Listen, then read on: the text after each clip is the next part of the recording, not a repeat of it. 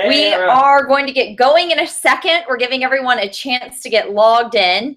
I think some people are new to Google Hangouts. We want to make sure everyone has the chance to join us. We have a lot of really amazing content and tips planned for you this evening.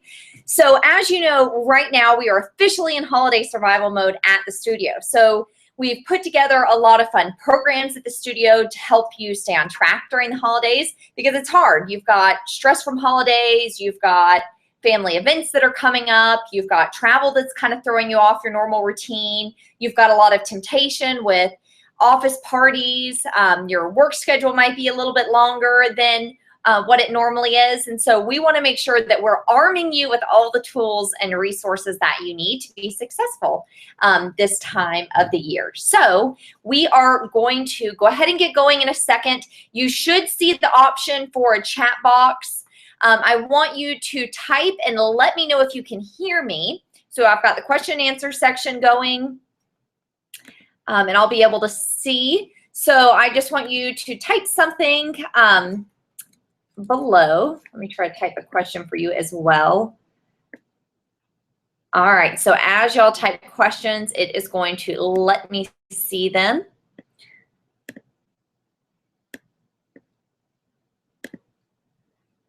Got my slides ready to go. So is everybody ready for Thanksgiving? And we're under a week away, which is crazy. I don't know, do not know where the year has gone at all. It's flown by. It is absolutely flown by. I saw a commercial on TV and it said Christmas, I think, is 5 Mondays away or something, which is also pretty crazy. Okay, so we are going to go ahead and get going here. Get my slides ready to go for you. All right, so we are going to share the screen. So you're going to say goodbye to me for a minute, and I'm going to show you the slides that I have prepared for today.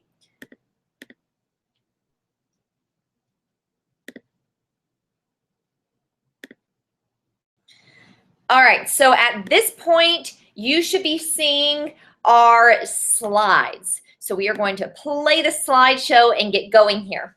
So like I said, this is our How to Have a Healthy and Balanced Holiday Season webinar. So our holiday survival webinar. The things that we're going to be covering today are holiday party tips, what to do when you're on the go, what you need to pack as far as snacks, how to deal with food pushers. That was something members had specifically requested. Healthy holiday swaps, and a couple other surprises that Dustin and I have thrown in here for you. So first, what we're going to do is we're going to cover tips for staying on track when you go to parties, and we also want to cover how to avoid the blood sugar roller coaster. So I know that you probably don't want to take a Tupperware to a party with you, so I want to make sure we give you the tips you need to not completely blow everything you've been doing in the gym when you go to a party. So one of the main things you need to make sure you're doing is avoiding a blood sugar roller coaster, because when your blood sugar spikes, that's when carbs start to look really delicious. That's when you start to crave sweets. And at that point, it's really easy to eat half of an apple pie versus just a small sliver. And you kind of start down this cycle where if your family meal is at lunch versus dinner, you get to a point at lunch where you just kind of say, screw it. At this point, I've already cheated so bad. I'll go ahead and enjoy myself for dinner, and I'll get back on track on Monday. And that's exactly what we don't want to have happen. So when you're looking at a buffet, or when you're at your holiday feast, or when you're going out to eat with coworkers or friends, you want to think protein, fiber, and water. So you want to be looking for protein, fiber, and water-filled foods, or PTW. Or PFW, protein, fiber, and water. And things, when you think protein, you want to be thinking fish, chicken, lean turkey breast. And you also want to make, when I talk about water-dense foods. So thinking of things like celery are great snacks to have, making sure you're staying hydrated, because that's also something when you're driving in the car, it's really easy to get dehydrated, or if you're flying on an airplane, or even if you're getting caught up in kind of the hustle and bustle of a family feast, before you know it, it's the end of the day and you've only had 1 glass of water, but you've had 3 glasses of wine. Fiber, making sure you're getting tons of green veggies in. So no, sweet potatoes do not count as a fiber dense veggie. You want to be looking at things like green beans, asparagus, broccoli, those sorts of things. And this doesn't mean that you can't, and I see that somebody commented, what about chips? What about dinner rolls? So here's the thing. I want you to fill up on PFW foods first. So again, protein, fiber, water.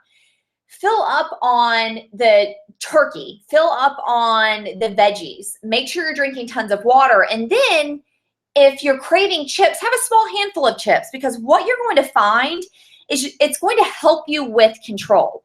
So you're not going to be starving. And since you've already filled up on all of those protein, fiber, and water-rich foods, you're going to be satisfied with just half of that dinner roll or the small handful of chips.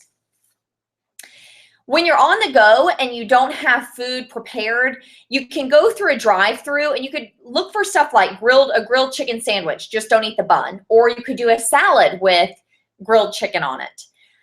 Go to Moe's, get a salad bowl. When I get a salad bowl, I'll add black beans, chicken, pico de gallo, some of the seasoned veggies, and then I'll get their vinaigrette dressing. So I do skip the cheese and I do skip the sour cream. You could add guacamole. I'm just allergic to it. So I leave it off. I don't want to. Someone just asked, what about croutons? Okay. Dustin said, someone just asked, what about croutons? Unfortunately, we need to leave the croutons off, ladies. But if you add a bunch of veggies, I don't know if you saw on Facebook the other day, Dustin made this gorgeous salad, and I'm a big believer in if your food looks pretty, you enjoy eating it. So he cut up cucumbers. He put cherry tomatoes on it. Okay, Dustin said he put a little fat-free mozzarella on there. And here's a rule of thumb with cheese for a serving of cheese. So with a serving of cheese, you know those little itty-bitty tiny cubes of cheese that you see at the grocery store? If you were to shred that down, that is 1 serving of cheese. So during the holidays, when you're thinking cheese, maybe you want to top a salad or you're having some cheese on top of a casserole, which we're going to address later on. Think of those little itty-bitty cubes. You really only want to have 1 of those tiny cubes worth of cheese. Now, in a minute, we're going to go into further talk about gas stations. Okay, so here we are. We found my slide. My slides are a little bit out of order at what I'm looking at, but this is in the perfect place. So do not fear gas stations. I think typically when we think of gas stations, we think of unhealthy food, we think of cheating, we think chips, we think candy, we think Coke. I've put together a healthy gas station guide for you. Just email Lindsay at support@getfitnowpt.com and she will get the guide to you. So when you go into a gas station, look for things like unsalted nuts, Greek yogurt, Muscle Milk Light. If they don't have Muscle Milk Light and you get the regular Muscle Milk, just drink half, because you really don't need 42 grams of protein when you're drinking 1 protein shake. Also, a lot of gas stations have gotten really good at having a large variety of protein bars. So as you know, Quest bars are the #1 brand that we recommend for y'all. But if they don't have Quest, some other brands you can do are things like Pure Protein, Luna, Power Crunch. You really want to stay away from Clif bars. I know they're absolutely delicious, but they're delicious because they have 42 grams of carbs. Clif bars are really designed for hiking, which is why there's a hiker on the cover. So, you know, if you're going for a super long hike, sure, pack one, because your body needs a little bit of carbs for energy while you're doing that, or if you're going for a really long bike ride. But if you're just in the car and you're driving to your parents' house, stick with 1 of these bars.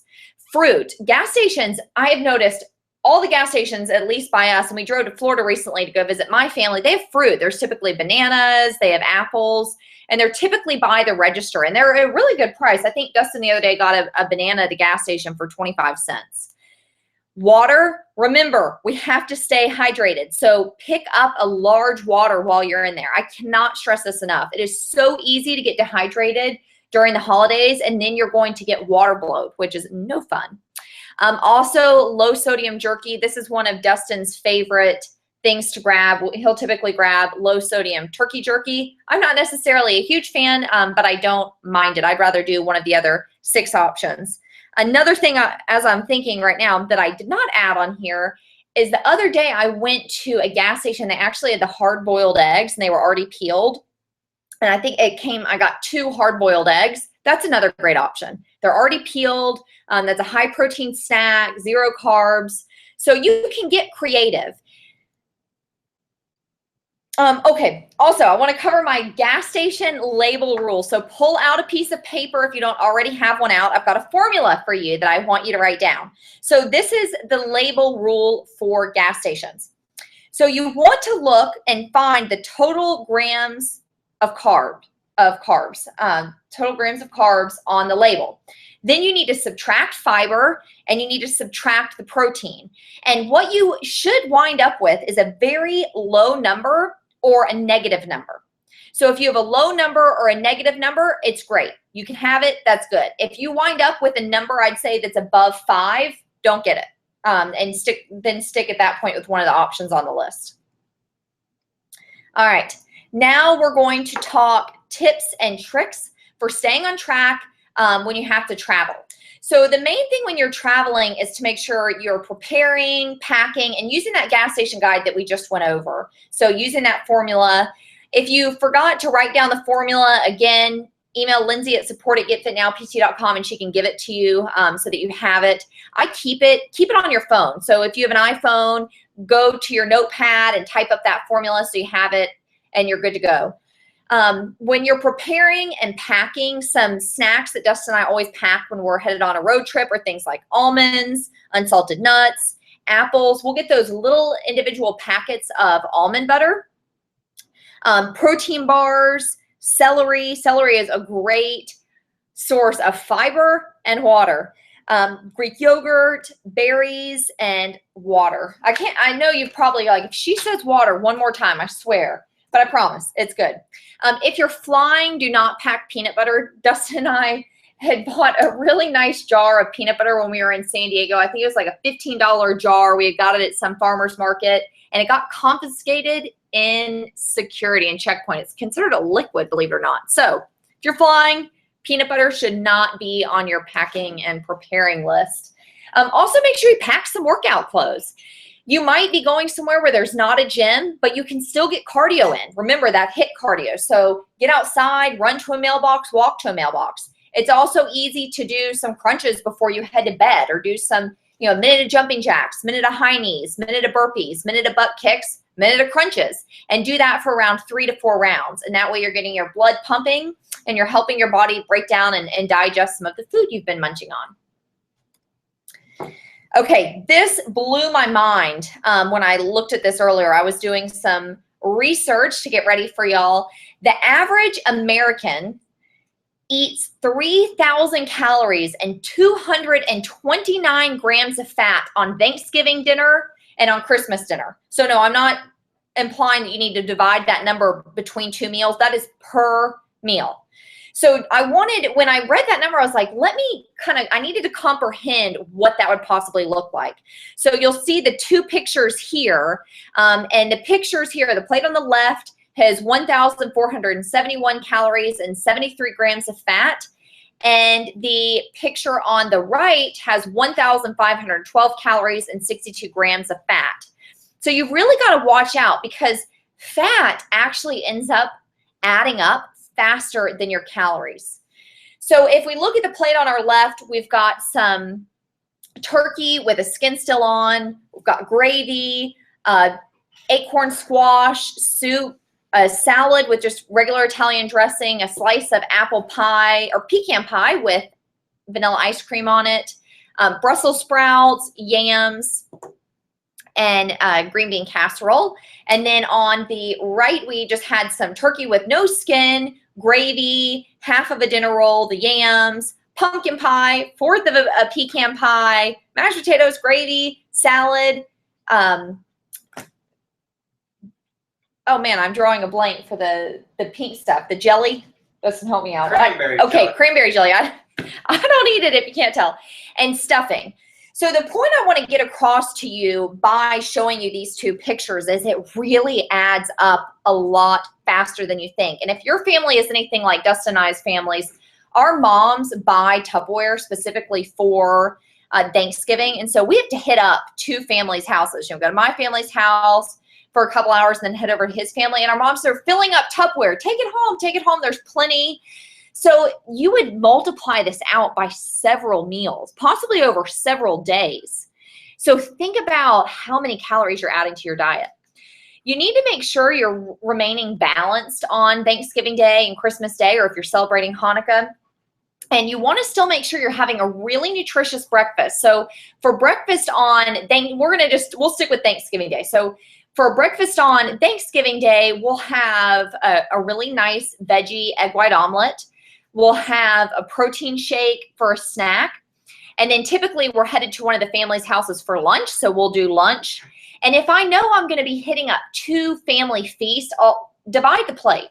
Okay, so if I go to both, I don't need to get sweet potato casserole at both family dinners. I don't need to get mashed potatoes and gravy at both dinners. So kind of pick and choose a few items on, the spread if you know you have to hit up a couple places.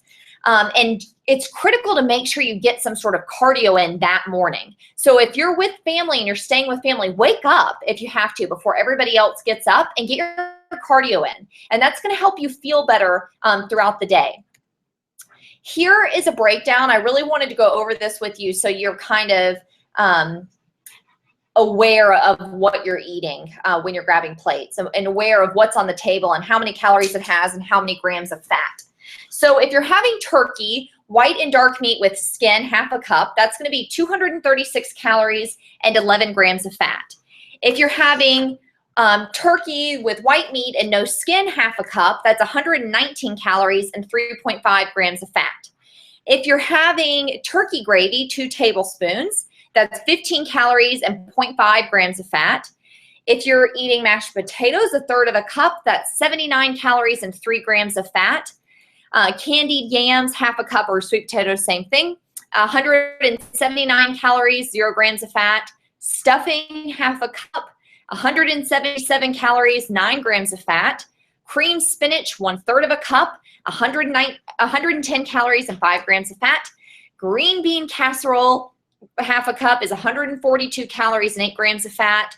1 dinner roll with butter, 146 calories and 6 grams of fat. Cranberry sauce, 2 ounces or 1 slice, 85 calories, 0 grams of fat. Sweet potatoes with marshmallow, half a cup. This is Dustin's in the background. He said this is really my favorite. So if you looked, and he's getting me sidetracked right now. But if you look at that Thanksgiving guide we sent to you, that is one of the recipes I gave you, is a skinny version of sweet potato casserole.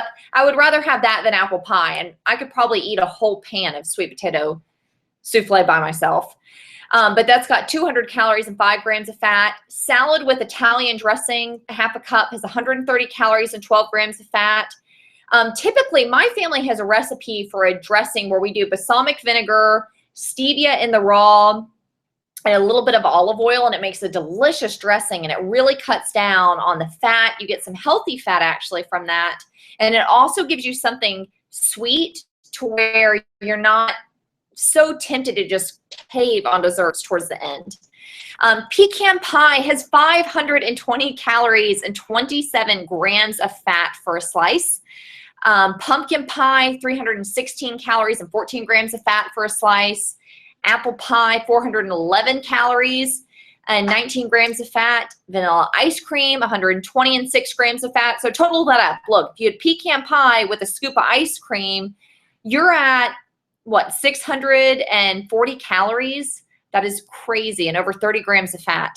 And 1 chocolate chip cookie. I put the chocolate chip cookie on there because my family, we always do cookie swaps. So we wind up with just this huge table of cookies, and it's so easy to grab one, and an hour goes by and you grab another, and an hour goes by and you grab another. And psychologically, when you're grabbing just one, you actually feel like you're doing pretty good, because you're like, I just grabbed one. I could have grabbed a handful, and I just grabbed one right now. I'm doing good. I'm doing good. I'm gonna have a good weigh-in this week.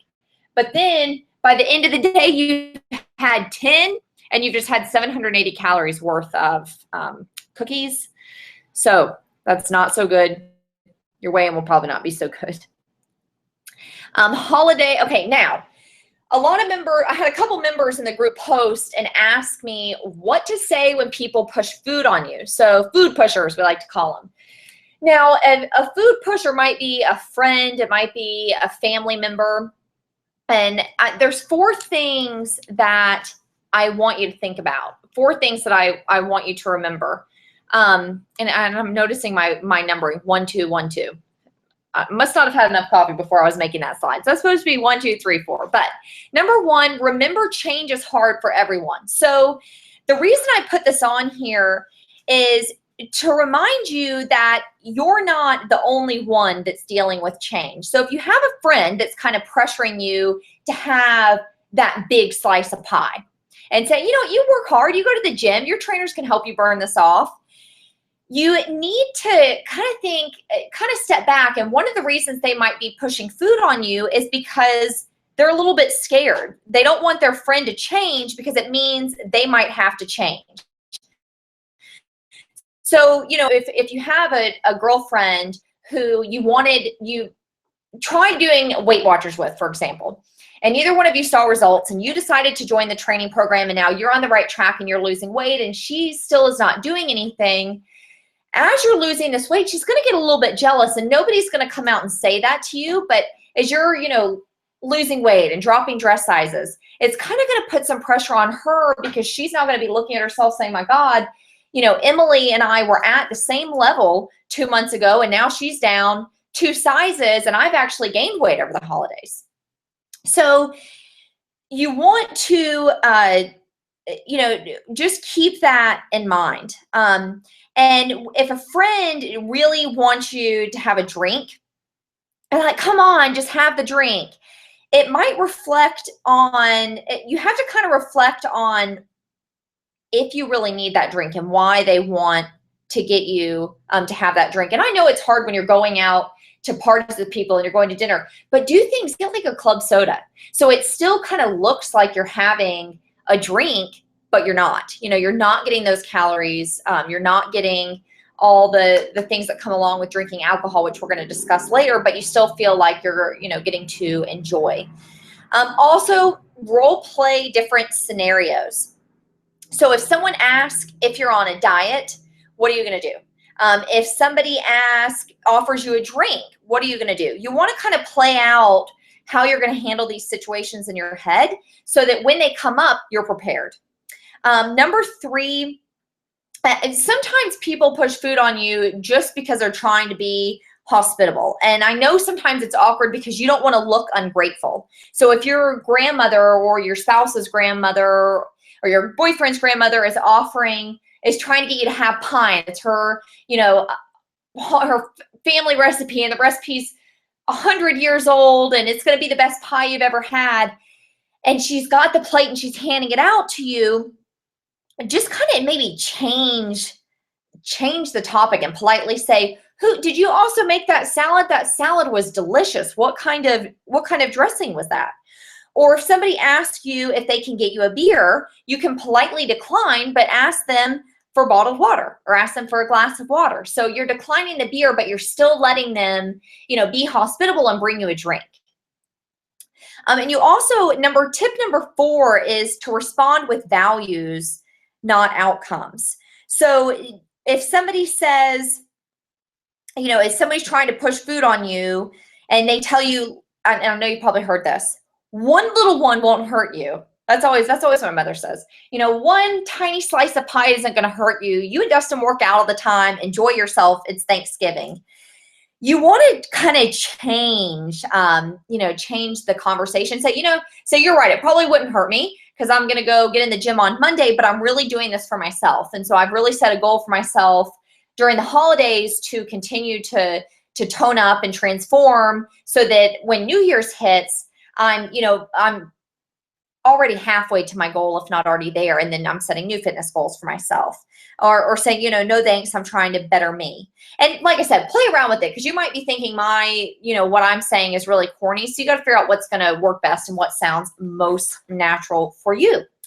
So here are a few other tips and tricks. One, keep a glass of water in your hands, because if your hands are occupied, you can't snack at the appetizer table. Two, distance yourself from the food. So ask that your favorite dish be on the other side of the table when it's dinner time, or be in a different room from the food altogether if you can help it. So if your family is setting up the feast and it's all set up in the kitchen, or it's all set up in the dining room, go sit in the living room and play, talk to family. We bring board games. We love Apples to Apples at the moment. Monopoly. Our family always has huge Monopoly battles going on. So, kind of try to do some fun stuff. And if you're having to cook with your family, keep water, get a veggie tray. We'll go pick up a veggie tray at Publix and keep the veggie tray out. So instead of snacking on all the food and tasting the mashed potatoes or tasting the mac and cheese, just snack on veggies. I like to bring bottled sparkling water is what I like to bring during the holidays, because that way I still feel like I'm getting a treat versus trying to drink a bunch of skinny cocktails or Diet Dr. Pepper, which is a favorite of mine, but I definitely try to keep them limited to 1 or 2 a week. Also, after dinner, before desserts come out, take the family and go out for a walk. Our family, we play a game of dodgeball or kickball, but get outside and do something active for a while, and that's going to get the digestion going and distract you from the food with a little bit of activity. And a lot of times we tend to overeat because it takes 20 minutes for your mind to register that you're full. And so if you go straight from eating dinner to dessert, you might not have even been that hungry, but you think you're hungry and everything looks really good. So you're just going to keep eating. Bring a skinny version of your favorite dish and bring a skinny dessert. So like I told you earlier, my favorite is sweet potato casserole. So I bring a skinny version of that.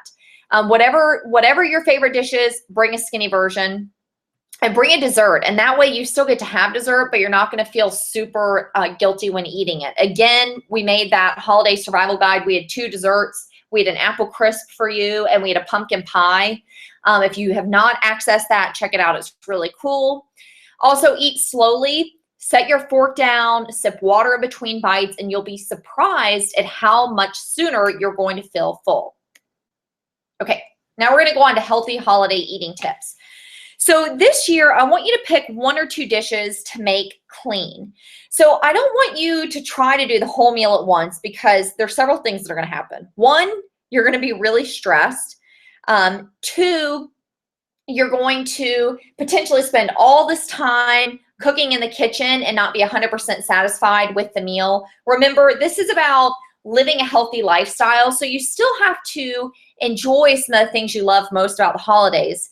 And 3, your family might be disappointed when they sit down at the table and they don't see their favorite items. And you're like, look, kids, mom decided to go completely healthy this year. We're not doing macaroni. We're not doing mashed potatoes. No dinner rolls for us. We're carb-free, no dessert. I think you'd probably have some pretty disappointed people at your table if they're not trying to adopt similar changes. So pick 1 or 2 dishes, and each year you can add more. So do 1 or 2 dishes this year. Next year, you can add a 3rd or 4th. And after several years, your family's taste buds might change, and you might be able to do a completely clean Thanksgiving, and everybody would love it and be 100% on board. But here are some things that you can look at to do this year that will definitely help you cut down on calories, cut down on fat, and your family will not even notice swaps. So 1, reduce sugar. You can reduce sugar without really affecting the taste or texture. 2, look at the fat. So look at when you're making gravies, butter, nut toppings, cheese toppings, look at the dishes and see what you don't really need to add. So for example, if I'm making a sweet potato casserole, I don't have to add the marshmallows. I don't have to add brown sugar.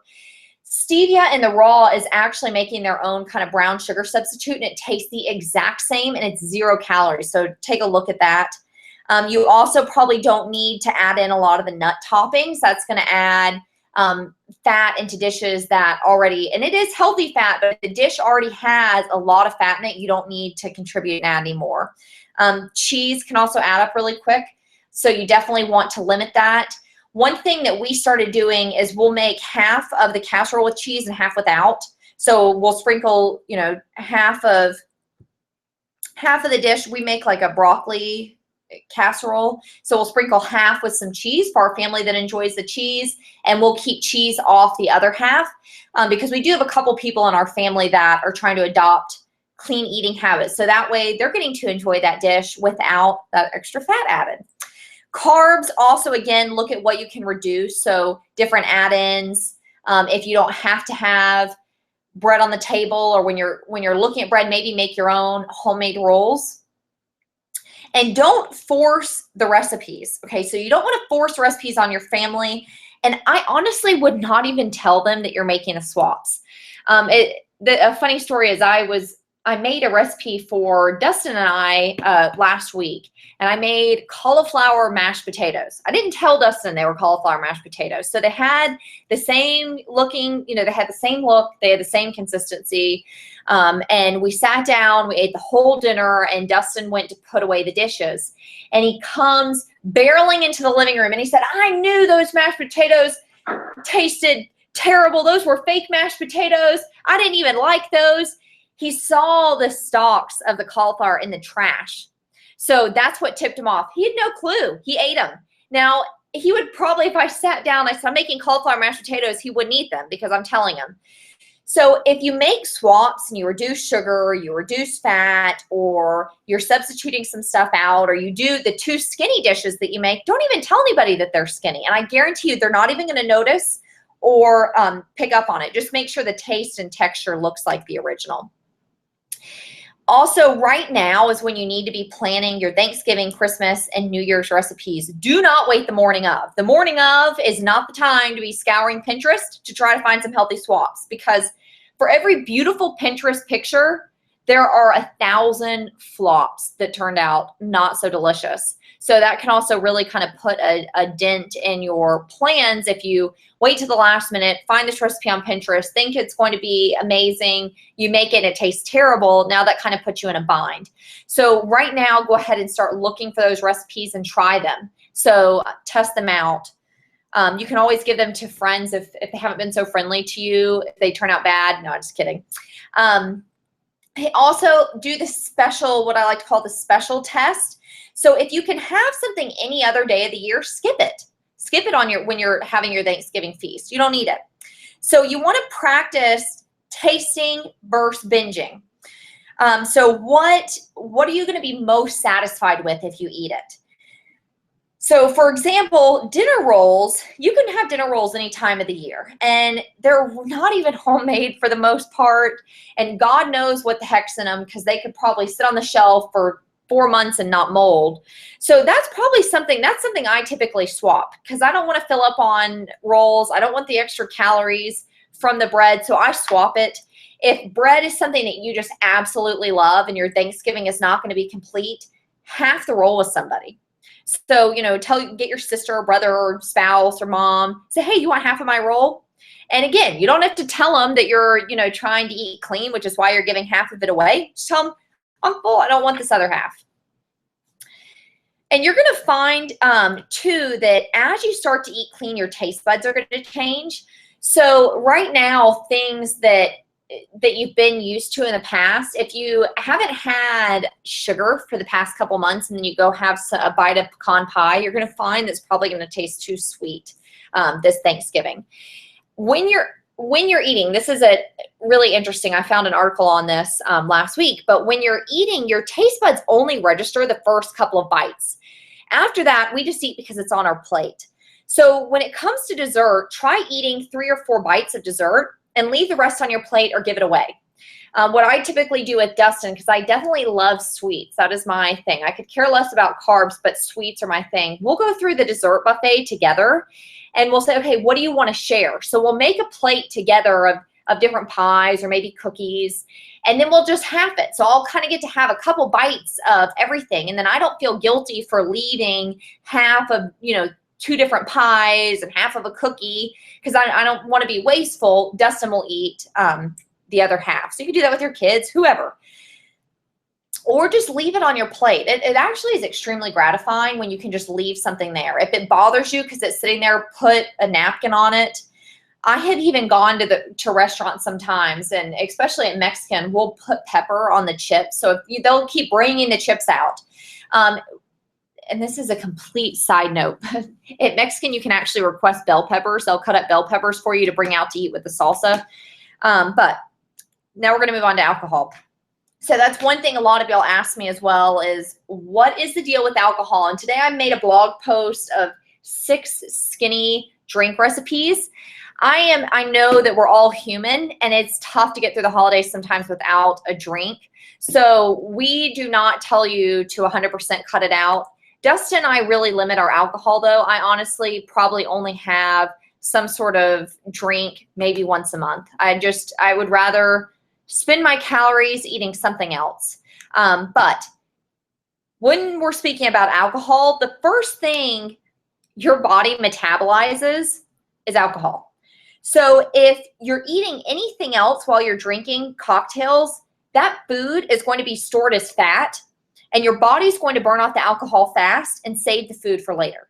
So that is really something you need to consider. Unfortunately, if you're trying to get lean and lose weight, there just really isn't much room for alcohol in your diet. A glass of wine isn't going to kill you, or one skinny cocktail isn't going to kill you. But, as you know, when you're drinking alcohol, you're not really enjoying the food, and that you're not always going to make the best food choices after that either. All right, now we're going to get into my favorite food swaps. So sugar, white sugar is out. Throw it out of your pantry, get rid of it, tell your mom to get rid of it, tell your grandmother to get rid of it. What's in is honey, maple syrup, stevia in the raw, coconut sugar, and erythritol. Dustin? Yeah. Something like that. Something like that. I pronounced it. It's funny, we were preparing, going over the slides, and he went on Google, and we just kept doing the Google voice where it will tell you how to say it. I think everybody says that word different. You will notice agave is not on this list, and that's because as far as your body is concerned, agave has the same makeup as high fructose corn syrup. So you also want to make sure you're eliminating that. White sugar is out, ladies, and the natural sweetener is in.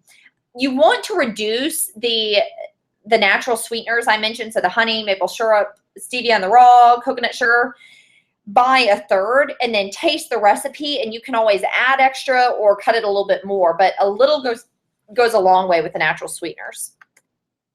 Another thing that is out is white flour. Throw it away. What you want to switch over to is oat flour, almond flour, and gluten-free flour. I noticed I spelled flour wrong. Man, Dustin, we're on a roll. Gluten-free flour blends. You're not getting any real benefit from eating white flour. We use a lot of that almond flour. Yeah, Dustin said we've tried a lot of, we've tried almond flour. We've tried coconut flour. I will be honest, though, coconut flour does have a little bit of a different taste and texture. And remember, when you're making these swaps, the thing is you don't really want to taste the swaps. If you're making a pie, you don't want the sugar to taste different in your pie. Or if you're making some sort of bread, you don't want your bread to taste super funky. So with these swaps I've suggested, you should not notice a difference.